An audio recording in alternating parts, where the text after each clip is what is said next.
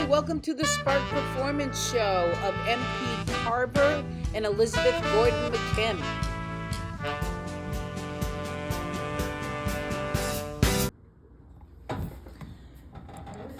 This is our performance show featuring MP Carver down the end there, and this is in the studio space of Elizabeth McKim.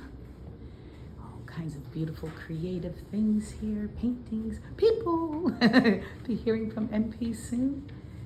And thank you again for your hospitality, for this beautiful space you have here. Oh, thank you. All your loveliness here.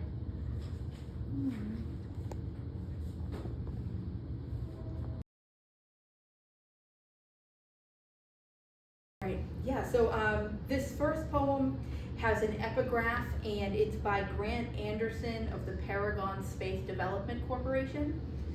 Questions of reliability and robustness have to be answered before we leave Earth. Safe travels.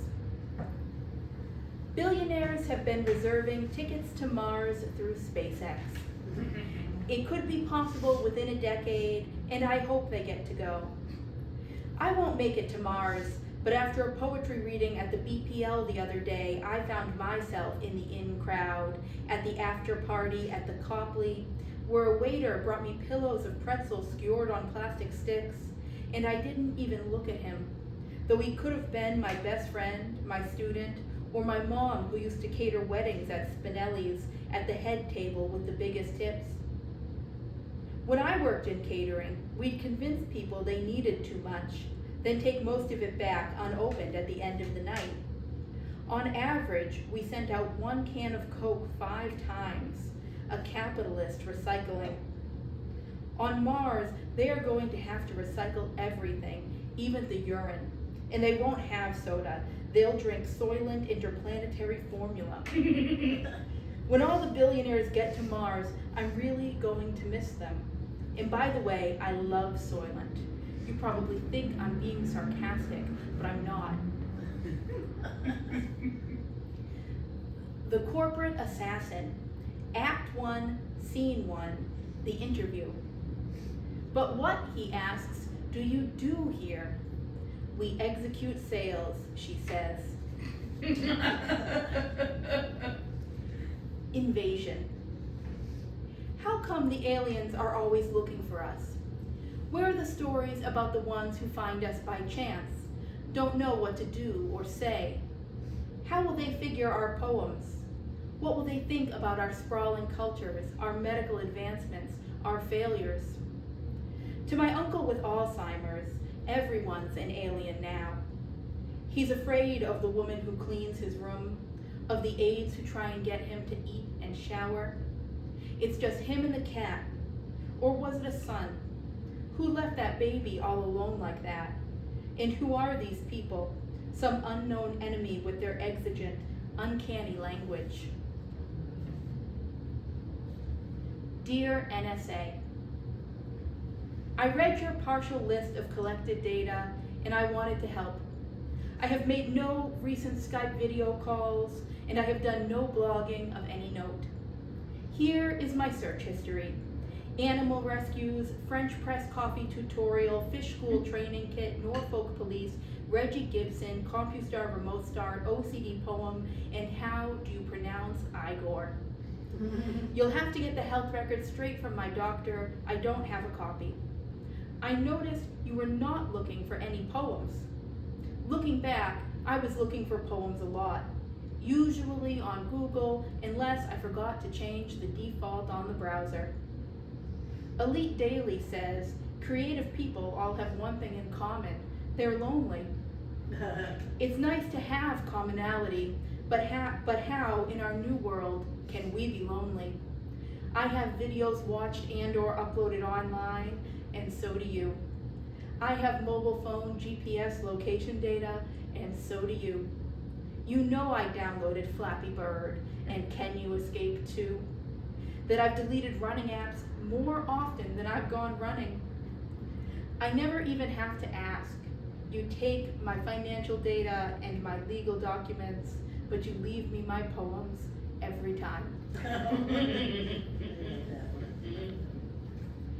In the parlor of the Blue Collar Language Club, we open our pockets and find our mother's tongues twisted up in the lint.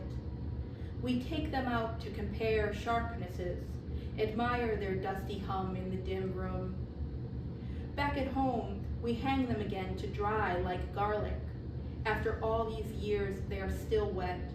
Drop by drop, they drown the house.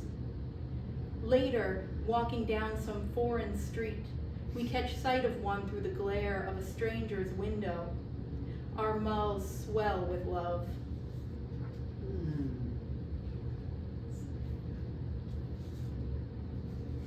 2 a.m. The drunks slither across town back to their shrieking, stumbling houses, watching with swollen and blurred eyes for the blue and white pulsing stars in the rear view. They've poured themselves through yet another night, another dark, curving road from one moment to the next, and the next always the same shades of warm, gut-deep misery. Every day they flow, rage rapids, and dash themselves against their own lives, waiting like stones, bone cold, certain. Dream of nothing but waking in a new world, solid and lasting and loved and loving.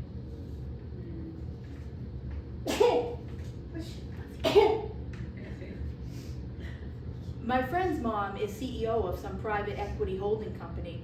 My mom sells rings at the mall, where she glitters like a done-up but affordable diamond, shuffles the eye. Retail is an ugly word. Let's try dalliance, let's try dance. In her habitat, she is apex, trapper, catch and release a little lighter. My mom makes the sale seem like some half-remembered dream. Not the dream about falling through the ice, but the dream pulled out and fussed over till it's so warm it shines.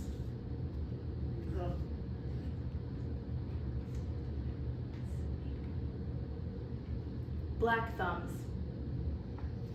This is a poem about finding contentment in the garden, about my life both budding and rotting away, and all the mundane language carrying me from point A to nothing particularly striking Sunset B. But this isn't just about me. You too can bury the things you dreamed about in the dirt, where they churn into sprout, edible, stir fry, and then shit. Did evolution create this? The chance and change of heritable characteristics tangling up in complexity? Or some god, half-hearted creator of your drooping azaleas, the whole sad world of beauty? My friends, here's the truth. Even he didn't think you were meant for the garden. Oh, that's great. Speaking of fairy tales, or the huntsman denies ever cleaving anything. That axe, he says, is good for finding spaces in things.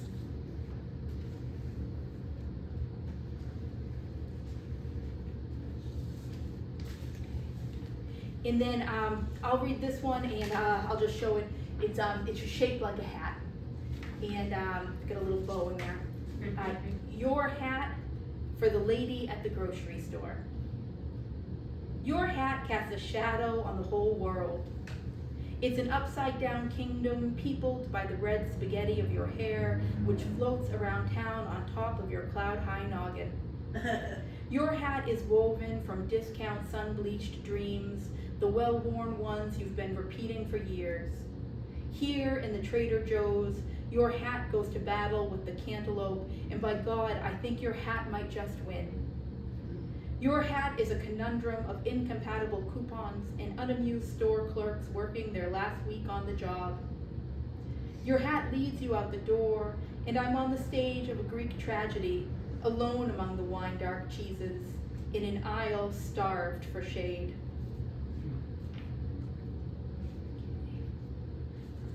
And then this one is as close as I'm ever going to get to a math poem. It's called, Is This It? Yes, therefore it equals this. This plus this equals it plus it. This times this equals it times it. This over it equals it over this. Moreover, this to the it equals it to the this. The square root of this equals the square root of it. Log this of it equals log it of this. The integral from this to it, f of this, equals the integral from it to this, f of it. And furthermore, this minus it equals 0. 0 equals nothing. Nothing.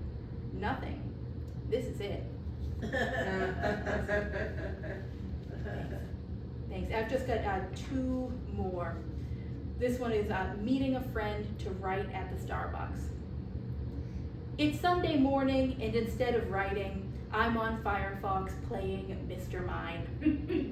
The Lord worked hard, then rested on Sunday. I rest every day, so have no poems, though I'm already at a depth of 1,046 kilometers in this digital world. In fact, I have dug right through the Earth and moved on to the moon. All it takes is a Google search to learn the real diameter of the Earth is 12,742 kilometers. Mr. Mine's math may be suspect, but real-world mankind has only made it 12 kilometers deep, so I think I have something to be proud of. Humans reached the moon the lazy way. Anyone can travel the atmosphere. The people milling around me at this coffee shop while I dig deeper but fail to write my poems are expert air travelers, 24/7 even on Sundays. Yet here I sit moving through stone. God said to the Israelites on day 1,795,204, and I will remove the heart of stone from your flesh and give you a heart of flesh. I'm fine with what heart and flesh I've got. I'm cutting through, barely needing words. What a world we live in, and all of it mine. Thanks so much for arranging this. I'll end with this last one. Day's End. And this was a brand new one, so. We need, she said, to get out. Look, the sun is summer high. We can make it, she said, into poetry. And the sun was indeed grand. It seemed to want to swallow the sky. It burned. He turned away from the window to his chair. Settle down, he said. She tried to describe the sun, but nothing came. It shrank in on itself. First, the wheel of some great wagon, then a pumpkin, a basketball, a cantaloupe. From inside, she watched as it kept getting smaller. A clenched fist, a tea biscuit, a marble, the tip of a light bright peg. She sat down across from him. I was wrong, she said. That's not the sun at all. That was great. It's so good to hear a body of work of yours. Thanks. Honestly, because usually at the at the venue at the Walnut, we hear like 1 or 2, and Right. a lot of those some of them I've heard, which I love. Yeah, I've got a lot of new ones in here. I know. Awesome. Wonderful. Thank Okay, well, thank you. It's a pleasure to read a few poems for you, Neil and Carrie Zagarella and M.P. Carver. So I'm going to read from this book, F, Elizabethridge, and I figured out the name because I realized that the last 3 letters of my name, Elizabeth, are the first 3 letters of Etheridge's name. And I thought, yeah, we share that bridge. We share ETH. And then I had a wonderful editor for this book, Norman Minnick in Indianapolis. And Norm helped me at this stage in my poetry life to put this book together. So I'm going to read a little around from the book. Freedom and confinement. I found you doing the green stick breakdance with your old growth pals and your newfound friends on the wide green stage of the deep forest floor. First thing I remember is Mama teaching me to take my bread and move it in circles round the bowl to sop the molasses. And you know, I've always loved sweet things, and I love Mama, and I believe in circles, he said. Poetry comes from memory and imagination. He remembers the pop-pop sound of sweet potatoes his grandmother used to cook over a fire in Mississippi. He remembers the prayers to Allah of the Muslim brothers in the joint when they were on a hunger strike, and so was he. That chant sound moving down the cell block. He remembers his mother at the Free Will Baptist Church his last Easter Sunday, and she sitting up in the choir singing, "Washed in the blood of the Lamb." That solo sound coming on so clear and strong. It's a sound that rattles the ear bones, he said. The eardrums, the ear bones. Or the tuk-tuk-droom of the Gandhi dancers in Tennessee, camping the railroad ties. When he was a boy running away from Paducah, Kentucky, on his way to Uncle Jim in Mississippi, down home. And it was these rhythms that find their way into his poems, insistent as Elu, the talking drum. Kadoom, kadoom, doom, kadoom. There is a man inside me, as terrible as myself. Sometimes at night, he scratches at my funny bone and rubs, whispers hot music. I used to see him waving in the tall field grass behind my house. He followed me to the city. I found him raking litter in an unspecified spot. He beckoned me back to his place and laid me on a wood sleek table. With the lick of a cat, I pounced and poured him down like an oyster. My eyes grew round and blissful. There is a man inside me, as terrible as myself. And this is the first poem in the book. It's my poem. It's called Invitation Waltz. Come in around the friendly fire, my love. Breathe free and hold these poems a while for you, and yes, for me. It's winter here. We seek a warming trend. Look, we've moved past the end and last year's war. But even now the wind has rubbed us sore. The babies cry, the wild dogs bark, Scud missiles tearing up the dark. Begin this poem, my love, for you, and yes, for me. It will not save us or drag us from the dark, but we can use it as the children did the crumbs, to cut a path to lead us where we cannot see. Come in around the friendly fire, my love. Breathe free and hold this poem a while for you, and yes, for me. Okay, I'm gonna move, let's see how, oh yeah, this is a good one. This is the one Tim Gager picked. Dearly, this is a poem by Etheridge. Dearly beloved Mizzy, for Elizabeth Gordon McKim. Dearly beloved Mizzy, I know that this surprises thee, that this honey-loving bear rumbled out of his lair here in ye old Framingham to detective you unaware, with your white-ass bear cavorting with another Sam. Bo diddly do wop wop bo dee wop bop da da da bop bo. Oh, I do love thee. And if you should ever stop loving me, my blood would jam in my veins.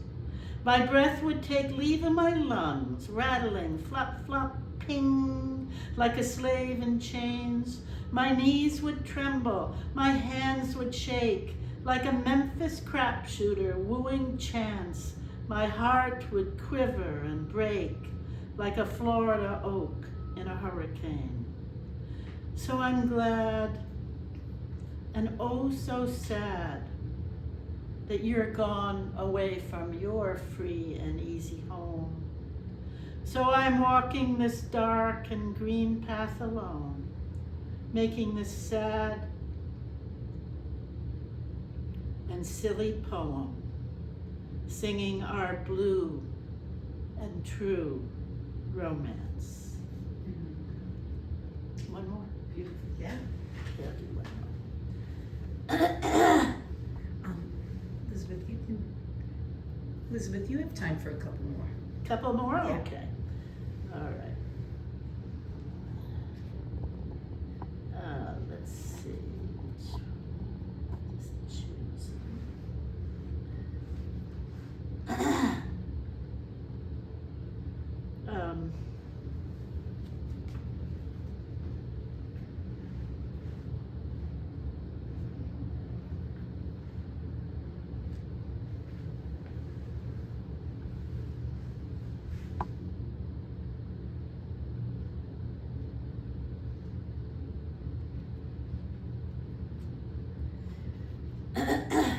Take your time because we can just chop Okay. this right out. So Okay, just yeah, I would say like find two more that you like.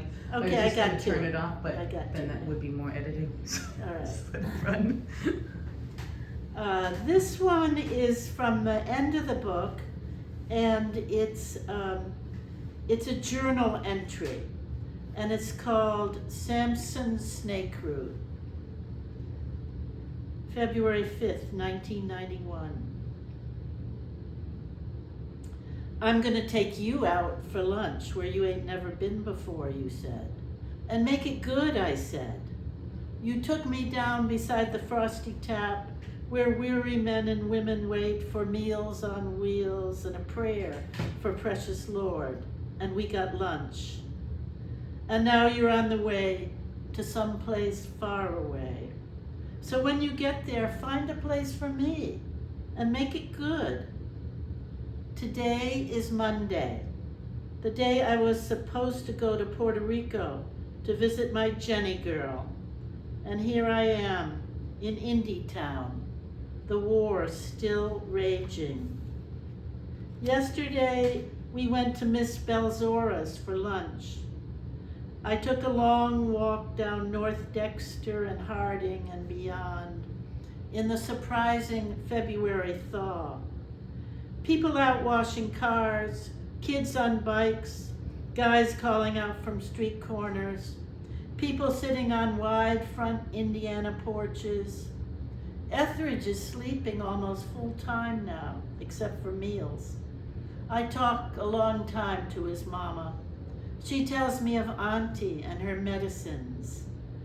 Tansy root, peach leaves, cherry bark, palm lily, Samson snake root from the tree's north side, and the special dark mixture for the bad disease a man gets from a woman or a woman from a man.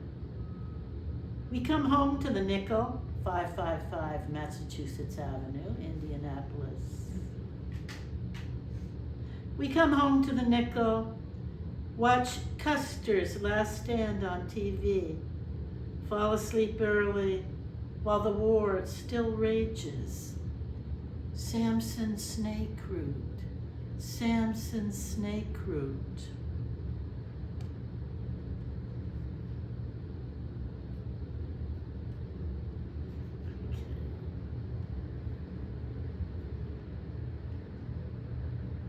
Oh yeah.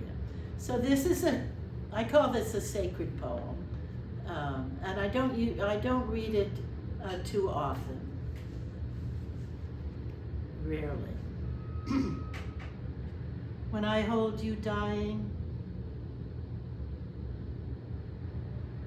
I learned that breathing in is a kind of birth into the body, and breathing out is a birth into the universe, a continuous rhythm, in and out, in and out. I hold you from behind with my arms around you, my hands on your heart. You birth into me as you die, and I live into you as you birth into death. Your weight finally flopping like a fish into my arms, your breathing light and lighter still. We are in the shallows now. As you leave the water and make your way to the faraway country, your gasps and convulsions move into me rhythmically as I breathe into you, as you breathe out into the big sea of silence, where I cannot follow. I'm just going to end with a very short poem by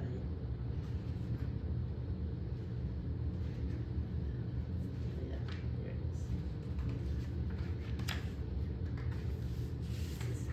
is. This is by Etheridge, and it's called A Toast. And versions of this are just part of, part of the language, often found, say, in Cell. It's called Death Row. Death Row. Well, they burned tough Tony last night, the man who didn't know the meaning of fright. Today's June 1st. Today I go. Today's my turn to be the star of the show. First comes JoJo, then Big Red, but the main event's over after I'm dead. There'll be lights and cameras and plenty action, and old Mr. K, the main attraction. There won't be no crying or copping no pleas, hanging on the bars or begging on my knees. When it comes to me to walk that last mile, I'll hold my head high, even wear a smile. Yeah, all right.